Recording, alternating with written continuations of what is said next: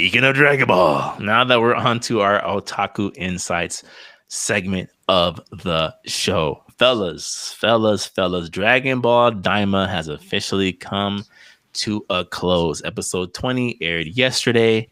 From the time of this recording, it wrapped everything up.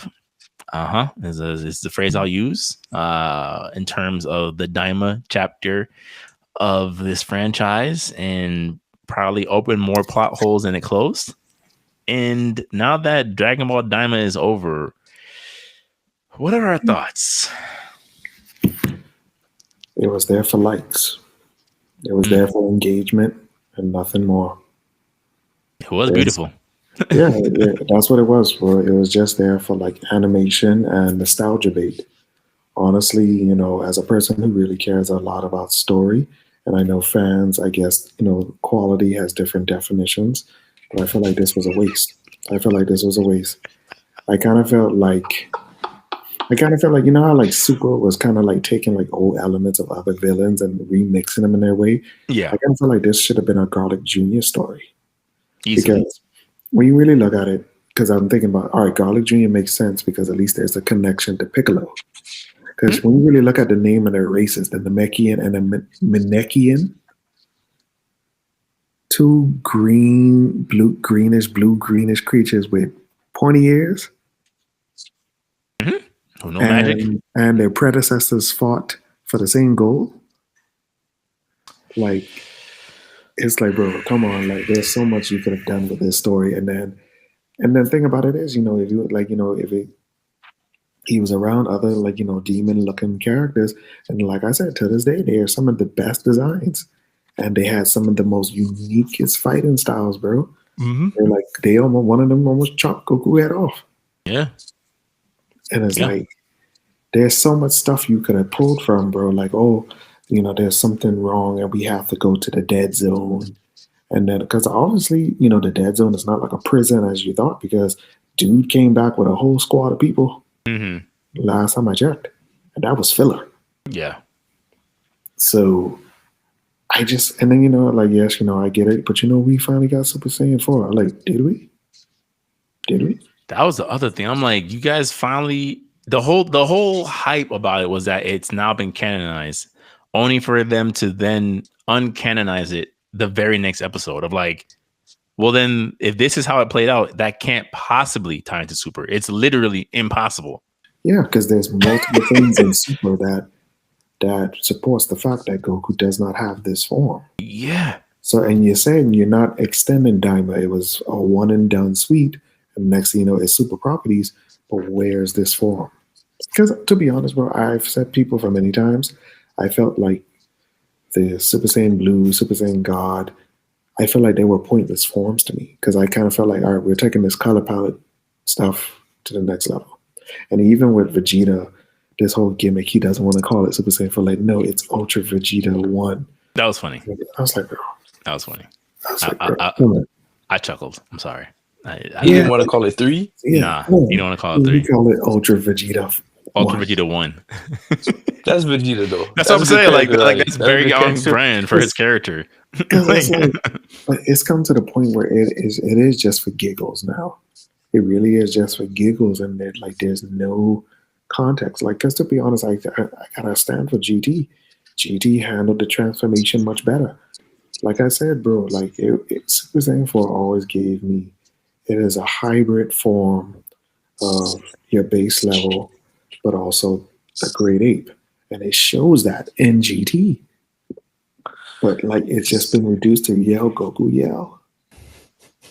Yell, Goku, yell. Goku, yell. That's a great... And they could not help themselves. They just couldn't help themselves. They had to use the limit breaker palette. I was like, bro, y'all just could not help yourselves. Nope. They had to, it's like, bro, come on. Because in the thought, the logic that's used is, well, why would the hair be a different color from the fur? It's like, what do you mean? Why not? What? We're talking about fur that magically just sprouts out of his chest. It doesn't. Why would I care for his hair to be the same color as the fur? The color context was actually worked in GT. Right. The jet black hair. But the wild part is that it's not even just a color contrast. You're saying his eyes are red. His eyebrows are red. I'm just like, this is just for toys, huh? This is just for toys. There's no. It's just for toys. It's for toys. It's for Xenoverse. It's for Kakarot. It's for what's that next one? And It's then for he looks goofy, man. Some And people then like it. if I don't like the big arms because it's like, okay, It makes sense, but I don't like it either. I see how they got to that point, but I don't have to like it. You know what I'm saying? Like, I can see why this was a decision, but and then you give him baseball jersey size, like you stop the first. I'm like, what you doing, man? You gave him a hockey shirt, hockey first shirt where the sleeves stop right here. I'm mad. What you doing? I just Like it should have just been. If anything, it should have covered the palm like an actual gorilla. And then it goes back to what I said. You didn't have to do this. You didn't have to make them children to do this. You did not have to make it Dragon Ball Tiny Toon Adventures to do that. You didn't have to do that. You wanted the villain was very whack to me, bro. Even how he was technically defeated. Trash. I was like, bro, what is this? Trash. When you beat me to the chat and said, "Kid, is this a defected stormtrooper, Pride Trooper. a power trooper, a pride trooper?" I was like, "Yo, oh man." Oh, that was lazy, bro. I don't know if that was an undersight, but I think it was I'm oversight. thinking, I think it was oversight. I'm thinking, Buddy gonna transform into maybe Deborah's son or daughter will show up, and we just, oh my god, there's such a regression happening now. Like, how do you go from Deborah, who has such a menacing look, and then he showed how menacing he was 2 seconds later? He was a problem. He was a problem. I was terrified of homie. It's like, so Kabito and you turn the stone. Kabito Kai just a Dragon Ball Z character. Oh no! He can manifest weapons out of a sword, a spear. He's a dragoon. Like what?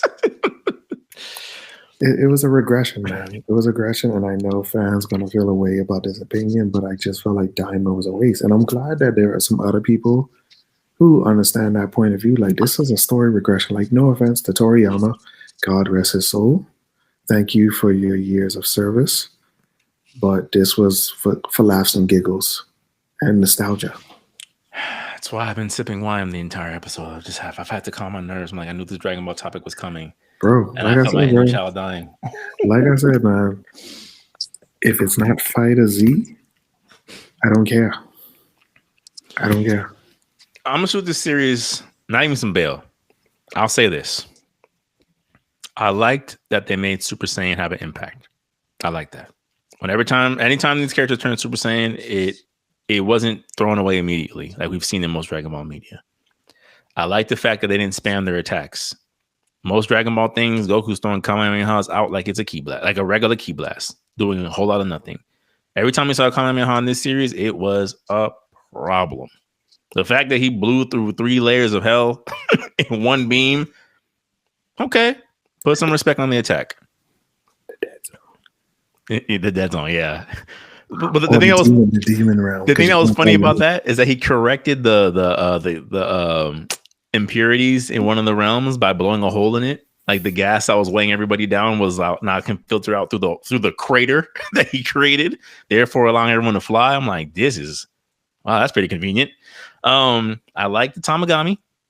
I did. They didn't do enough with them. Like they didn't do anything with any of these new characters that they introduced, but I like the Tamagami.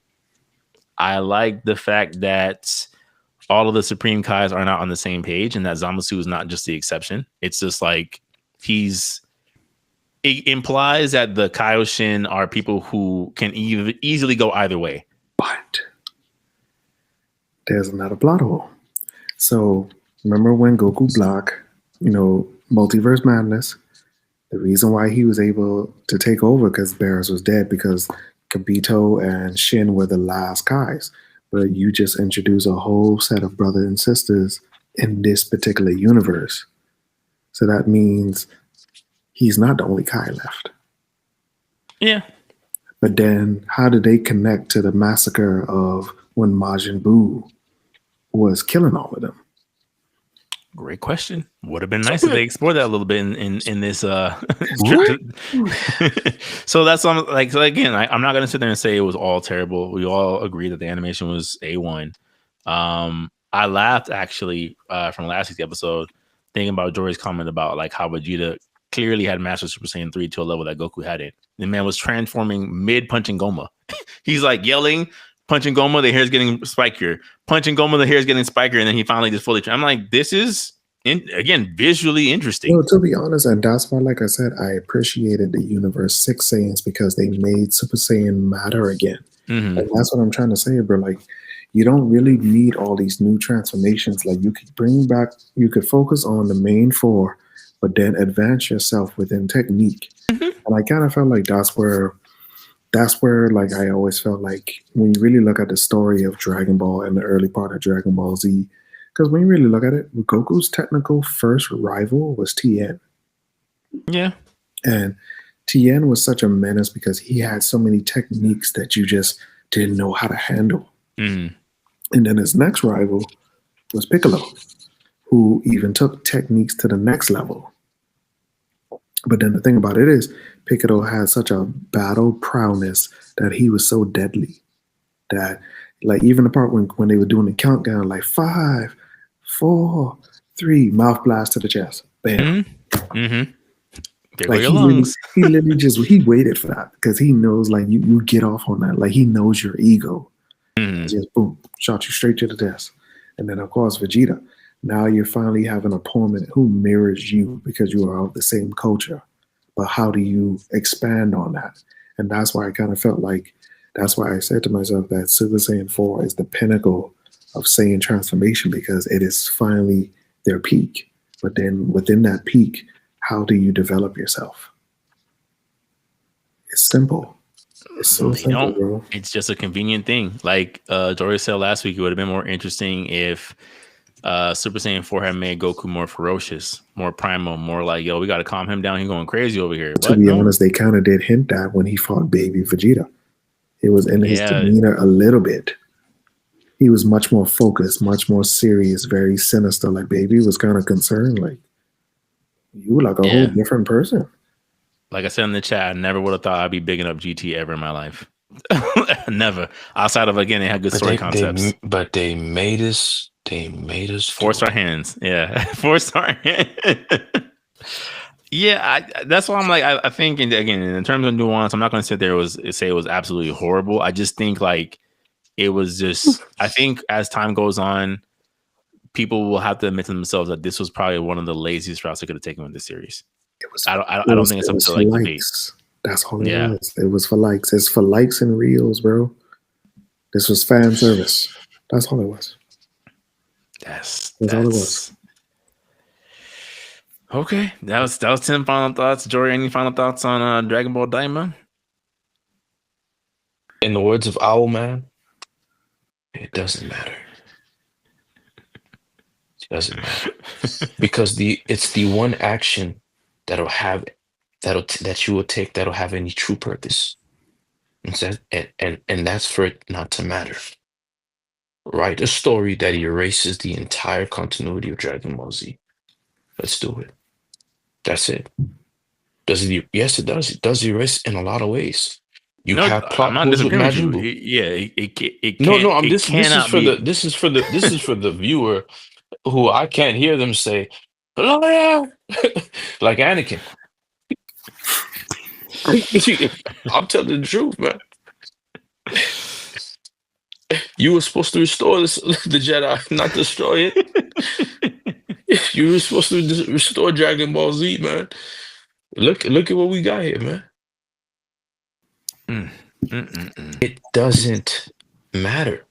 Anything not after Dragon Ball Z doesn't matter. Even if it happens in Super. Because it's not even after Oob's parents. Yeah. So you mean to tell me this is the Goku so what Goku was that fighting Oob? Who knows at this point? A different multiverse Goku at this point. King of Games, Blue Eyes, Final Dragon. Leo, Yeah, that's a different universe. I don't. It's. what version of Trunks is that? Master Swordsman Trunks? Trunks probably learned from Hit how to stop time and use the ocarina. What version of these Z fighters are we looking at? Does TN have 5 eyes now? Does he have the Jagana eye? What version of these Dragon Ball Z people are we looking at now, bro? Because I'm like, yo, there's no way this is regular Goku. So Goku can't shouldn't be. even wear karate gi anymore. He should just Yeah. wear clothing that's just like Kryptonian gear Well, and no, just fly. because now it's like the karate gi determines what timeline we're in, right? I'm like, clearly these are not the same timelines anymore. So if you see him in a different uniform, this is a different time. This is a completely different continuity. This is What Goku about 618. What Vegeta about 619. Ay, ay, ay. Oh, so you mean to tell me the Vegeta that wore black in Battle of Gods, no, Resurrection F, is a different Vegeta? That's a different Vegeta. He was At wearing this black, point. right? Yeah, He was wearing his black and Mhm. okay. At this point, it's No. If I see Super Saiyan 5, it's not off the chart. It's with the way they introduced Super Saiyan 4. Ultra That Instinct creates more Super problems Saiyan than it's. 4, Why not?